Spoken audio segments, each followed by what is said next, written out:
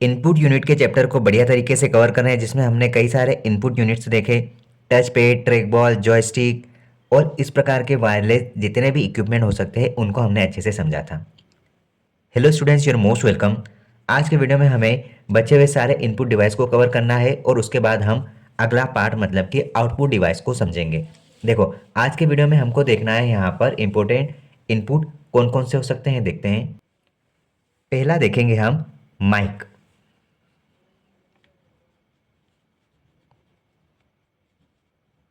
Mic, अब ये mic क्या होता है, हम माइक को समझेंगे। देखो, सबसे पहले तो हमें ये पता होना चाहिए कि माइक एक इनपुट डिवाइस है। इनपुट डिवाइस, इनपुट डिवाइस है। इसका मतलब ये हुआ कि ये इनपुट युक्ति है जिसको हम माइक के रूप में माइक्रोफोन, एक ऑडियो इनपुट डिवाइस कह सकते हैं। ये एक प्रकार का माइक्रोफोन होता है। माइक्रोफोन जो कि एक ऑडियो इनपुट डिवाइस है।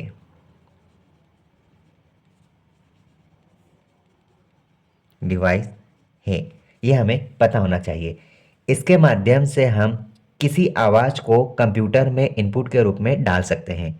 इसके माध्यम से इसके माध्यम से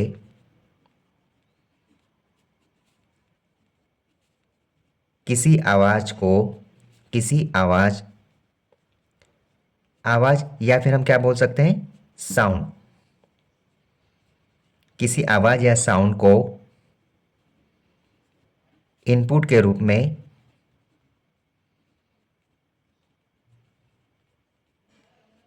किस में डाल सकते हैं, कंप्यूटर में डाल सकते हैं।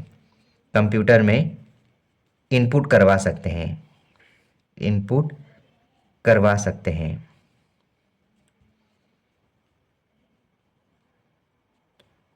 ये हमारा माइक्रोफोन का काम है। अब हम बात करते हैं, ये जो माइक है, इस माइक ध्वनि की तरंगे मतलब कि ऑडियो सिग्नल को एनालॉग विद्युत तरंगों में बदला जाता है। अब ये जो माइक है, इस माइक की जो ध्वनि तरंग है, ध्वनि तरंगे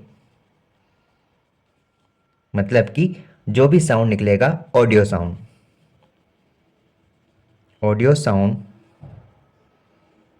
इन ऑडियो साउंड को हम एनालॉग विद्युत तरंगों में बदलते हैं। किसमें, एनालॉग विद्युत तरंगों में बदलते हैं।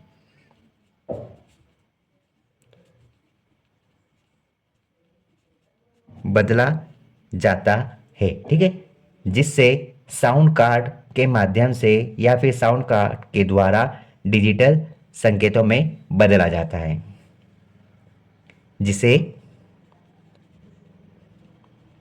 साउंड कार्ड के द्वारा, साउंड कार्ड के द्वारा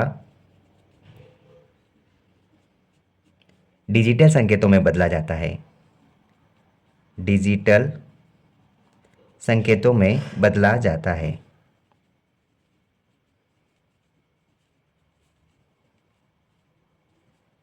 ये होता है हमारा माइक का काम। और इस प्रकार से मतलब कि एक स्पीच रिकॉग्निशन का काम है जो कि हमको आउटपुट के रूप में सुनाया जाता है, ठीक है। ये होता है हमारा माइक।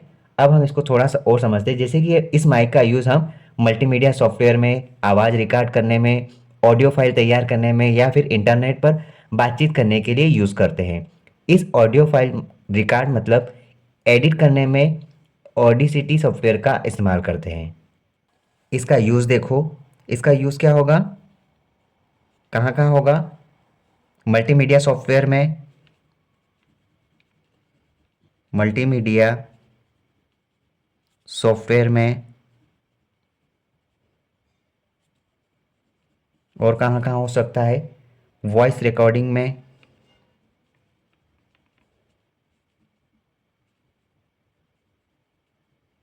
वॉइस रिकॉर्डिंग में।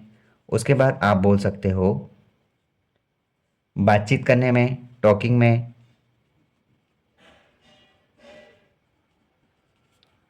इसके अलावा कोई ऑडियो फाइल तैयार करने में,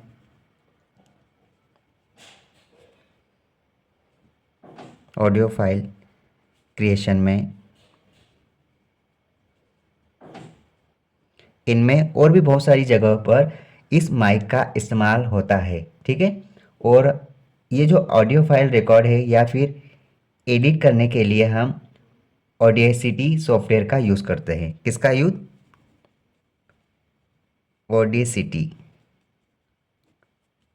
सॉफ्टवेयर का यूज़ करते हैं, का इस्तेमाल करते हैं।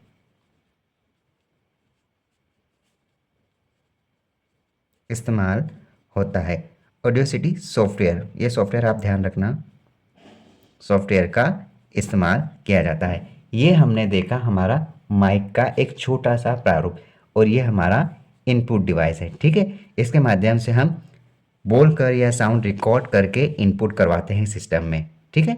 अब हम अगला पॉइंट देखेंगे, स्पीच रिकॉग्निशन सिस्टम। उसको समझते हैं, सेम है लेकिन थोड़ा सा अलग है ये। स्पीच रिकॉग्निशन सिस्टम,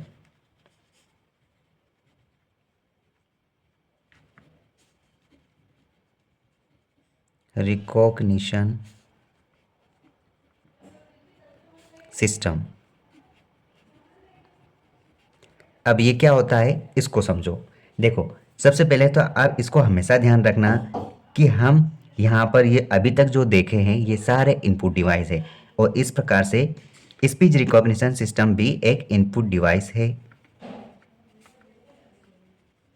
यह एक इनपुट डिवाइस है और इसके माध्यम से हम बोलकर डेटा को कंप्यूटर में डालते हैं। इसके माध्यम से डेटा को बोलकर सेम माइक की तरह बोला जाता है और इनपुट करवाया जाता है। इनपुट कराया जाता है। ये इनपुट कहाँ करवाएंगे? किसी इलेक्ट्रॉनिक डिवाइस में, जिस जो उपकरण हम यूज़ कर रहे हैं, मतलब कि कंप्यूटर में।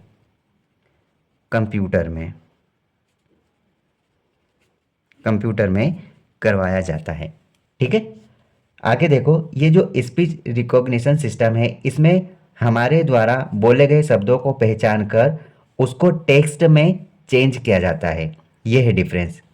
ये स्पीच रिकॉग्निशन सिस्टम क्या है? ये हमारे द्वारा बोले गए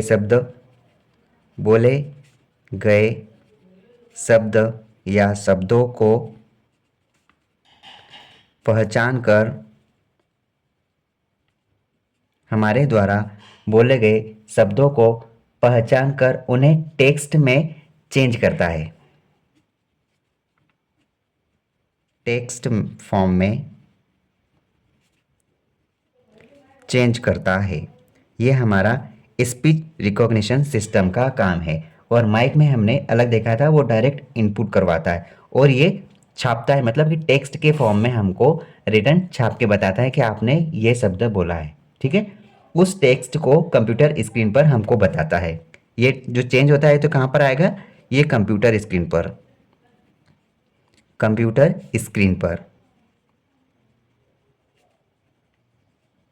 दर्शाता है। लिखो, दर्शाता है। ये काम करता है हमारा स्पीच रिकॉग्निशन सिस्टम। ठीक है। आगे हम क्या बोल सकते हैं? इसका यूज़ हम मौखिक आदेश देकर कंप्यूटर की जो प्रोसेस है उसको कंट्रोल कर सकते हैं। और मतलब कि आज के समय में इसका उपयोग कम हो रहा है, लेकिन ये माना जाता है कि भविष्य में इस प्रकार की डिवाइस का बहुत ही ज़्यादा इस्तेमाल होगा। हम लिख सकते हैं इसका यूज़, इसके द्वारा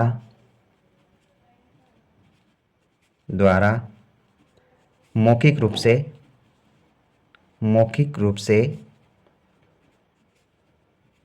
बोलकर, मतलब आदेश देकर मौखिक रूप से बोलकर या आदेश देकर कंप्यूटर की जो प्रोसेस होती है उसको अपन कंट्रोल कर सकते हैं। Computer process can easily control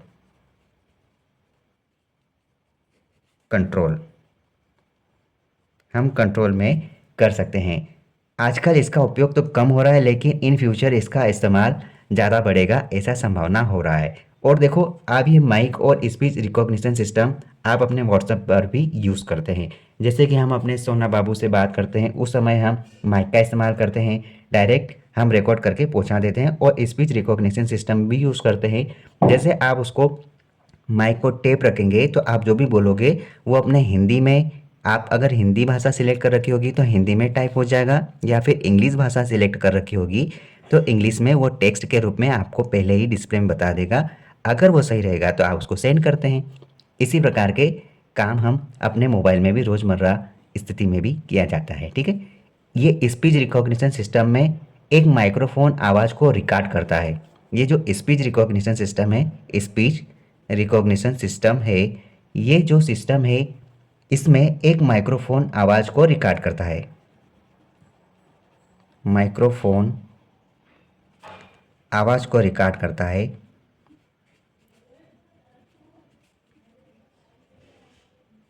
record करता है, ठीक है। और कंप्यूटर हार्डवेयर इसको डिजिटल फॉर्म में चेंज करता है। कंप्यूटर इसे डिजिटल फॉर्म में चेंज करता है। डिजिटल फॉर्म में चेंज करता है।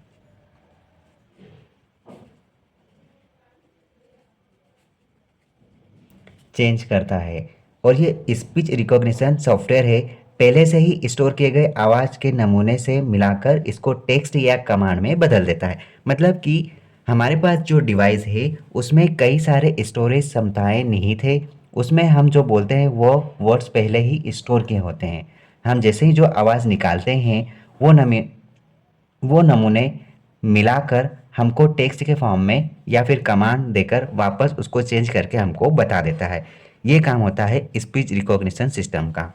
आई होप आपको समझ में आ गया होगा। अगला पॉइंट हम देख रहे हैं, बार कोड रीडर क्या होता है। Bar code reader, bar code reader ये क्या है? ये सबसे पहले तो ये एक इनपुट डिवाइस है।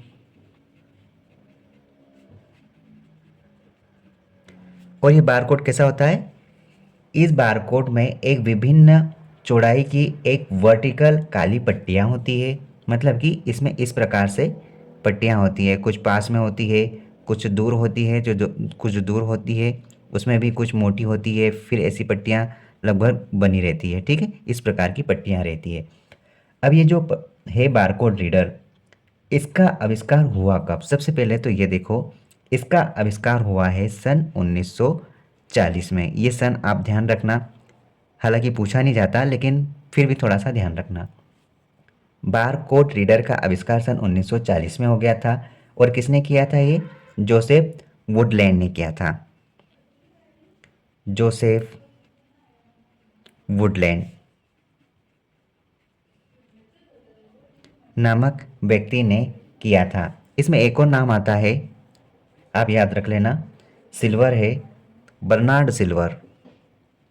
बर्नार्ड सिल्वर, बर्नार्ड सिल्वर ऐसा आपको मिल जाएगा।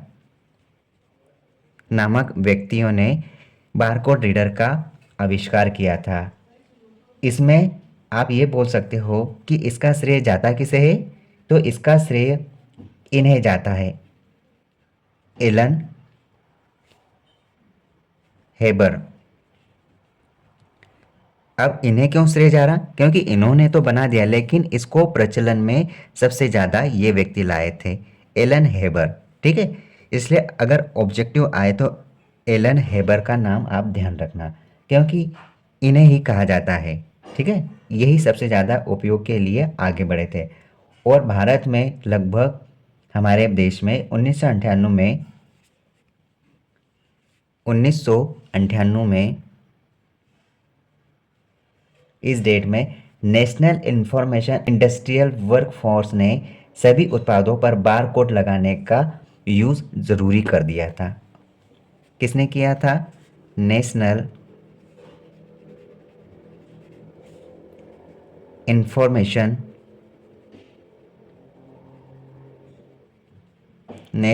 इंफॉर्मेशन इंडस्ट्रियल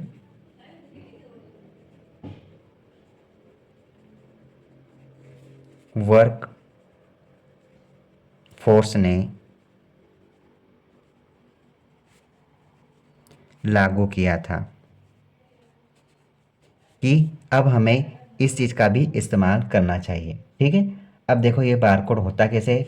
इसमें एक अलग अलग चौड़ाई की वर्टिकल काली पट्टियाँ होती हैं, मतलब कि वर्टिकल मतलब कि आप बोल सकते हो ऊर्ध्वाधर ऐसी काली पट्टियाँ होती है, और उनकी चौड़ाई या फिर दो पट्टियों के जो बीच में दूरी होती है उनके हिसाब से उसमें सूचनाएं रखी होती है। इन सूचनाओं को बारकोड रीडर की सहायता से कंप्यूटर में डालकर वो जो भी प्रोडक्ट है या फिर जो भी वस्तु है उस वस्तु के प्रकार, उस वस्तु की एमआरपी, उस वस्तु की क्वांटिटी, इसके आधार पर कई सारी जानकारियाँ अवेलेबल होती है। कितने ग्राम का है, कितनी क्वांटिटी है, ये सारी जानकारियाँ उस प्रोडक्ट में जो भी निहित होती है वो आपको इस बारकोड रीडर के माध्यम से रीड करके आपको पता चल जाती है। ठीक है, इस बारकोड रीडर का आविष्कार 1940 में जोसेफ और बर्नार्ड ने किया था, लेकिन इसको प्रचलन में एलन हेबर नाम के व्यक्ति लाए थे। जब हमारे देश में इस बात का पता चला तो सन 1998 में national information industrial work force ने इसको लागू कर दिया था कि अब हमारे देश में भी इसका इस्तेमाल किया जाना चाहिए। इसमें होता क्या है, bar code reader laser beam का इस्तेमाल करता है और जो किरणें होती है उनको परावर्तित कर देता है ना। इसके द्वारा डेटा को कंप्यूटर में डाला जाता है, और आजकल बारकोड का उपयोग बैंक में, पोस्ट ऑफिस में सबसे ज़्यादा होता है। इसका यूज़ कहाँ कहाँ हो रहा है देखो, बिजनेस पर्पस हो रहा है, बिजनेस पर्पस, बैंक में हो रहा है, और पोस्ट ऑफिस में हो रहा है, ज़्यादातर इस्तेमाल हो रहा है। ठीक है, इसका यूज़ किस प्रकार होता है समझो पहले। इसमें बारकोड रीडर लेज़र जो बीम होती है, लेज़र बीम, ये लेज़र बीम क्या करता है, ये अपनी किरणों को, रेस को चेंज कर देता है ना, परावर्तित कर देता है, परावर्तित करता है। इसके द्वारा डेटा को कंप्यूटर में डाला जाता है। इसके द्वारा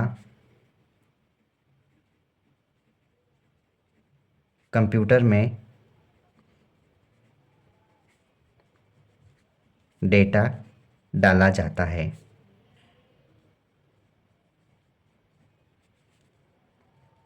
डेटा डाला जाता है, इस प्रकार से इसका इस्तेमाल किया जाता है। ठीक है, आजकल इसका उपयोग बैंकों में, पोस्ट ऑफिस में, बिजनेस, किराना दुकान, जो भी प्रोडक्ट सेल हो रहे हैं उनमें बारकोड रीडर का इस्तेमाल बहुत ही बढ़िया तरीके से किया जा रहा है। ये है हमारा बारकोड रीडर। देखो ये जो बारकोड है इसमें 1 2 3 4 5 6 7 8 9 10, इसमें है ना टोटल कितनी लाइनें होती है याद रखना, इसमें टोटल 10 लाइन होती है। ठीक है, अब ये 10 लाइन भी अपने आप में बटा हुआ है, जिसमें कि जो स्टार्टिंग की शुरू की जो 5 लाइन है, जैसे कि 1 2 3 4 5, यहाँ से यहाँ तक की देख लो आप, ये जो 5 लाइन है यहाँ से यहाँ तक की, ये 5 लाइन प्रोडक्ट के बारे में बताता है। प्रोडक्ट के बारे में 5 लाइन यहाँ लिखो। First 5 line about product, about product, product के बारे में जानकारी देता है। ठीक है, इसमें फर्स्ट 5 लाइन अबाउट प्रोडक्ट के, प्रोडक्ट करता की बात करता है। ठीक है, उत्पादक की, प्रोडक्ट करता, अबाउट प्रोडक्ट। फिर से देखो इसमें जो, इसमें फिर से देखो जो पहली 5 लाइन होती है वो प्रोडक्ट करता है, ये लास्ट 5 लाइन होती है जो प्रोडक्ट के बारे में बताती है। लास्ट 5 लाइन प्रोडक्ट के बारे में बताती है, और फर्स्ट 5 लाइन उत्पादक के बारे में बताती है, उत्पादक के बारे में। ये आप ध्यान रखना उत्पादक के बारे में, मतलब कि स्टार्टिंग की 5 लाइन अपने उत्पादक मतलब कि आपूर्तिकर्ता के बारे में बताता है और आखिरी की 5 लाइन प्रोडक्ट के बारे में बताया जाता है। ठीक है, अब हम देखते हैं वेबकैम के बारे में। वेबकैम, देखो वेबकैम जो लिखा है, इस वेबकैम का पहला था फुल फॉर्म देखो, वेब कैमरा। इसको आप क्या बोल सकते हो? इसको आप बोल सकते हो डिजिटल कैमरा। Digital camera. अब ये क्या है? ये एक प्रकार का इनपुट डिवाइस है, क्योंकि ये जो चीज़ एक्सेप्ट करती है वो इनपुट डिवाइस होता है और जो चीज़ हमें प्रोवाइड करती है वो आउटपुट डिवाइस होता है। ये दोनों डिफरेंस आप अच्छे से ध्यान रखना। ठीक है, अब ये एक डिजिटल कैमरे की तरह होता है, मतलब हमने लिख लिया ये एक डिजिटल कैमरे की तरह होता है और इसको कंप्यूटर से जोड़कर इनपुट डिवाइस की तरह इस्तेमाल कर सकते हैं, जिसे कंप्यूटर से जोड़कर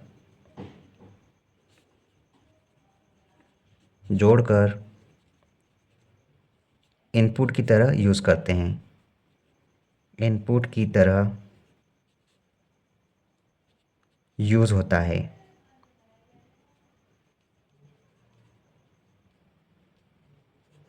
यूज़ किया जाता है। ठीक है, इसमें फोटोडायोड मतलब कि प्रकाशीय सूचना को विद्युत तरंगों में बदलकर कंप्यूटर को दिया जाता है। इसमें हम क्या बोल सकते हैं? फोटोडायोड। फोटोडायोड मतलब प्रकाशीय सूचना को विद्युत तरंगों में बदलकर कंप्यूटर को दिया जाता है। प्रकाशीय सूचना को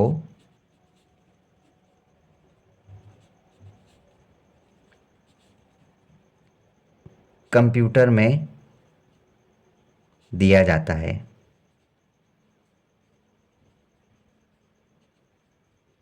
अब ये प्रकाशीय सूचना को कंप्यूटर में दिया जाता है, लेकिन ये प्रकाशीय सूचना किस में चेंज होती है?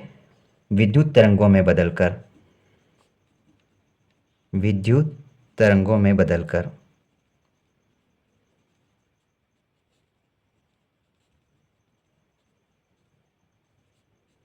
कंप्यूटर को प्रोवाइड की जाती है। ठीक है, ये ध्यान रखना आपने।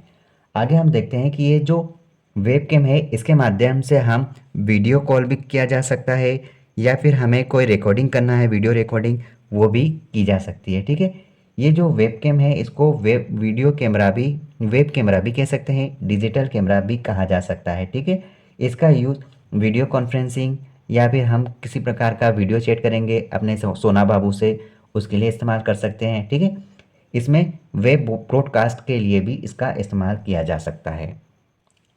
अब ओसीआर को समझो। ओसीआर होता क्या है? ओसीआर, सबसे पहले तो आपको ये पता होना चाहिए कि ओसीआर का full form optical character recognition होता है। देखो, ये एक इनपुट डिवाइस है। ये इनपुट डिवाइस है। इनपुट डिवाइस है तो किस प्रकार से है? क्योंकि ये ऑप्टिकल कैरेक्टर रीडर को अच्छे तरीके से एक्सेप्ट करता है, मतलब कि ये ऑप्टिकल कैरेक्टर को रीड करता है, रिकॉग्नाइज करता है। ठीक है, स्कैनर द्वारा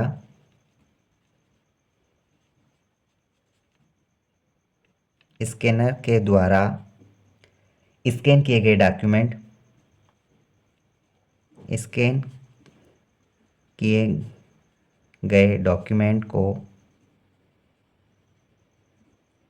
स्कैन किए गए डॉक्यूमेंट को हम आसानी से बिटमैप के इमेज के रूप में एक्सेप्ट कर सकते हैं।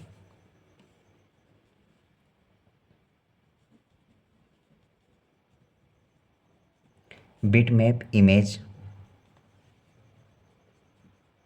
बिटमैप इमेज के रूप में एक्सेप्ट करते हैं, ठीक है, एक्सेप्ट करते हैं लिखा है। और इसमें हम क्या कर सकते हैं, इसको हम चित्र के रूप में एडिट कर सकते हैं, लेकिन टेक्स्ट के रूप में नहीं दे सकते हैं। इसको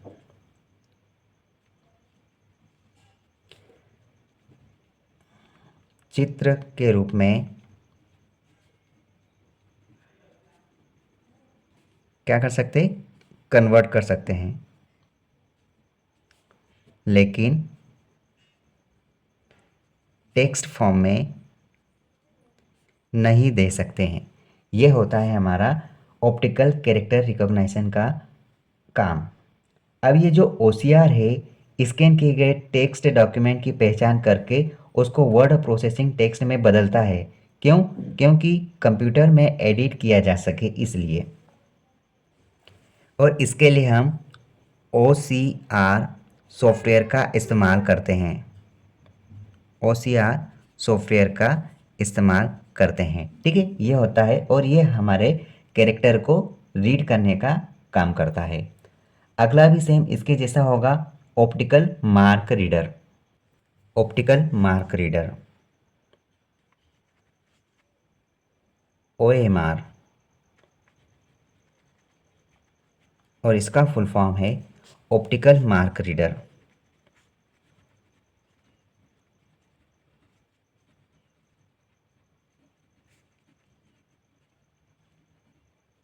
ये एक इनपुट डिवाइस है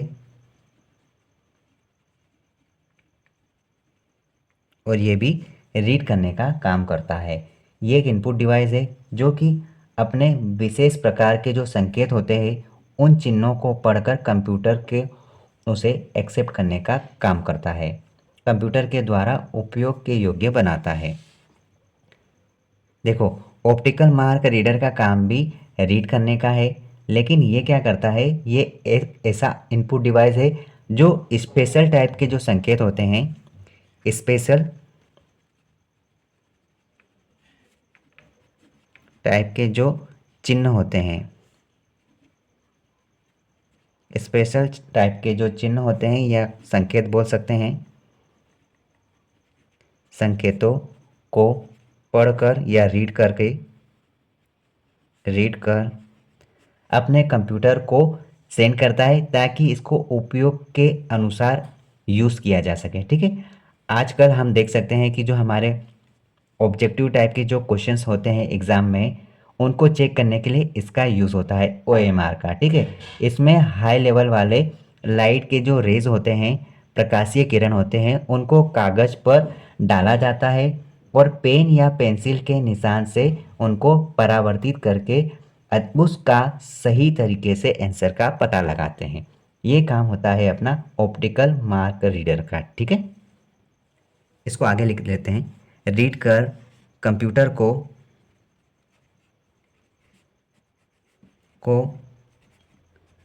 सेंड करता है, प्रोवाइड करता है,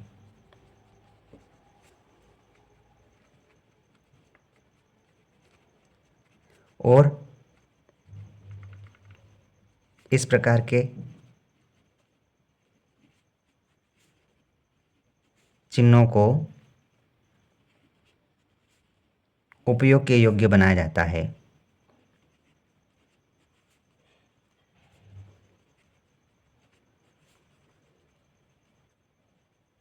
बनाया जाता है। ये हमारा OMR का काम है जो हमने शॉर्ट तरीके से देख लिया। देखो, OCR देखा, OMR देखा, अब एक और है इसका शॉर्टकट। इसी प्रकार से MICR होता है, उसको भी हम लगा देख लेते हैं। MICR, तो सबसे पहले तो आप इसका फुल फॉर्म लिखो, मैग्नेटिक इंक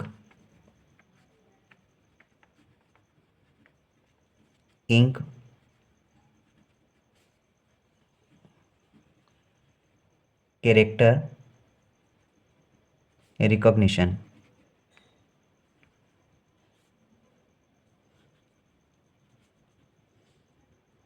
ये होता है फुल फॉर्म और ये हमारी आउटपुट यूनिट है, ठीक है। ये आउटपुट यूनिट कहेंगे, हमने ऊपर आउटपुट डिवाइस लिखा है, आप इसको आउटपुट यूनिट कन्वर्ट करेंगे ना, ये यूनिट है। इस प्रकार से हम समझ सकते हैं। हालांकि इस प्रकार का जो भी उपकरण रहेगा वो डिवाइस ही कहलाता है, लेकिन हम इसको यूनिट भी मान सकते हैं, ठीक है। अब देखो ये MICR क्या होता है, मैग्नेटिक इंक कैरेक्टर रिकॉग्निशन। इसके नाम से ही समझ में आ रहा है कि ये मैग्नेटिक है, मतलब कि ये किस प्रकार का चुंबकीय इंक है, चुंबकीय इंक मतलब कि स्याही। यह चुंबकीय स्याही मतलब कि आयरन ऑक्साइड बोल सकते हैं इसको आप, आयरन ऑक्साइड, ऑक्साइड ई डमरू का ड करो आप, ऑक्साइड का इस्तेमाल करता है, ठीक है। इसमें क्या होता है कि इसका यूज़ हम विशेष तरीके से लिखे गए जो अक्षर होते हैं कंप्यूटर के ज़रिए पढ़ने का काम करते हैं। अब विशेष तरह के स्पेशल कैरेक्टर,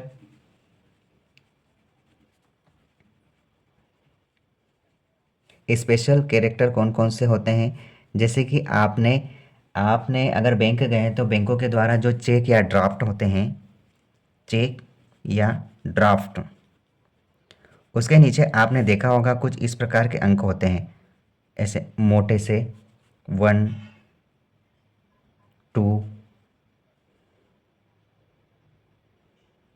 3 4, ऐसा कोई मोटा कैरेक्टर रहता है, 5 6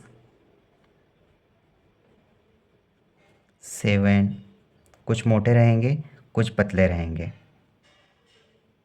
8 में कोई हिस्सा नीचे मोटा, फिर 9, फिर 0।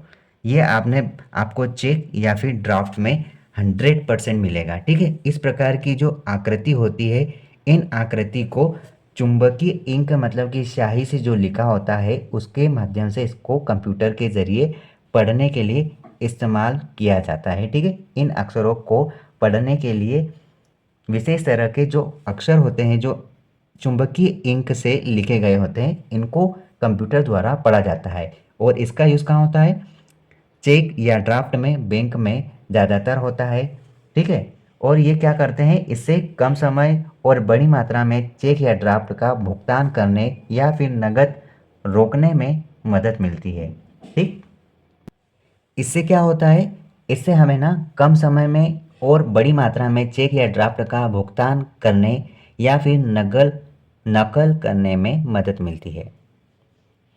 देखो इससे क्या फ़ायदा होता है, इससे फ़ायदा ये होता है कि हम कम समय में और बड़ी मात्रा में चेक या ड्राफ्ट का भुगतान करने या फिर नकल रोकने में हमको एक अच्छे से मदद मिलती है। माइक्रो कोड में 0 से 9 तक की जो संख्याएं होती है और जो 4 चिन्ह होते हैं, मतलब कि कुल 14 कैरेक्टर का इस्तेमाल किया जाता है। टोटल कितने कैरेक्टर होते हैं, टोटल 14 कैरेक्टर होते हैं, ठीक है। आप इसको ध्यान रखना। इसमें माइक्रो कोड 0 से 9 तक की संख्याएं होती है ना, माइक्रो कोड में, माइक्रो कोड में 0 से 9 तक की संख्याएं होती है और 4, आप बोल सकते हैं 4 चिन्ह होते हैं, 4 चिन्ह। इस प्रकार इसका इस्तेमाल किया जाता है, ठीक है। 4 चिन्ह आप ये भी समझ लो, या तो ऐसे रहेंगे, उसके बाद 1 2 3 ऐसा रहेगा, या फिर ऐसा चिन्ह रहेगा, ऐसा और 2 बिंदी लगी रहेगी, या फिर आपको ऐसा चिन्ह मिल जाएगा।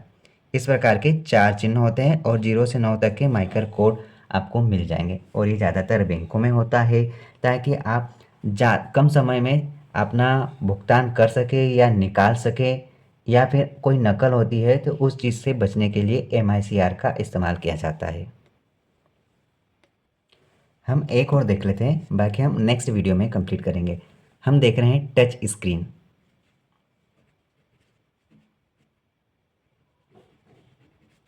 टच स्क्रीन, पिछले वीडियो में हमने देखा था टच पेन या फिर लाइट पेन।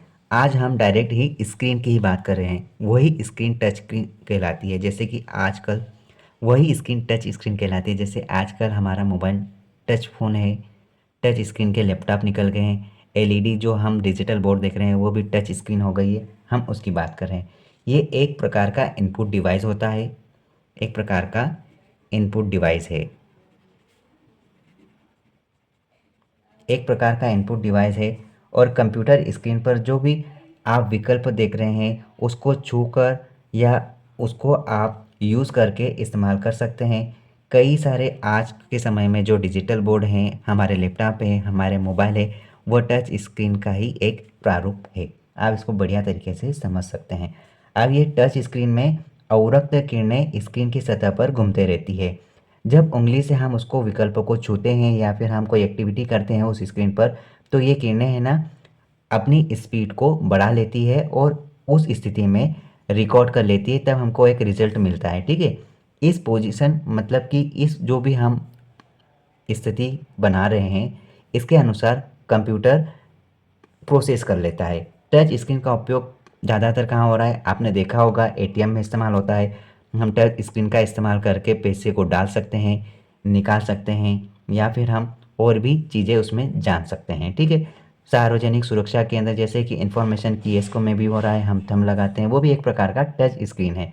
अपना मोबाइल देख लो, टेबलेट देख लो, कंप्यूटर देख लो, ये सारी चीज़ें इनपुट डिवाइस के रूप में ही होती है। ठीक है, तो आपको लिखने की कोई ज़रूरत नहीं है, आप थोड़ा सा इसको समझ सकते हैं कि अवरक्त किरणों का इस्तेमाल किया जाता है। अवरक्त किरणें यूज़ होती है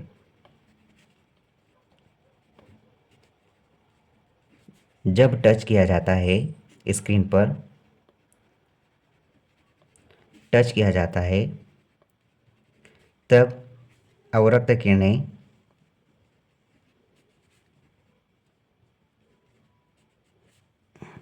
स्पीड में घूमती है या गति करती है, जिससे क्या होता है, जिससे परिणाम के अनुसार रिजल्ट हमें स्क्रीन पर पता चलते हैं। अब रिजल्ट कैसे मिलते हैं, पता कैसे होंगे, जैसे कि हमने कोई स्क्रीन पर ऐसा किया है तो ये अवरक्त किरणें अपनी स्पीड बढ़ा लेगी और हमने जो भी यहाँ से यहाँ तक का अपना टच किया है, हाथ टच किया या फिर पेन टच किया है, एक रेखा के रूप में आपको एक रिजल्ट दे देगा। बस यही चीज़ है। और आप भी जानते हैं इसका यूज़ हर जगह हो रहा है, जैसे मोबाइल है, अपना एटीएम है, हम जो थंब लगाते हैं वो भी एक प्रकार की टच स्क्रीन ही है। ठीक है, तो अभी तक हमने जितने भी देखे हैं ये सारे इनपुट डिवाइस है, 2-3 और बचे हैं, उसको भी हम अगले वीडियो में कवर कर लेंगे। ठीक है, अगर आपने पिछले वीडियो नहीं देखे तो सारे वीडियो आप देख लो, क्योंकि ये मोस्ट इम्पोर्टेंट है, ये आपके करियर के लिए सबसे अच्छे वीडियो है। ठीक है, ऑल द बेस्ट।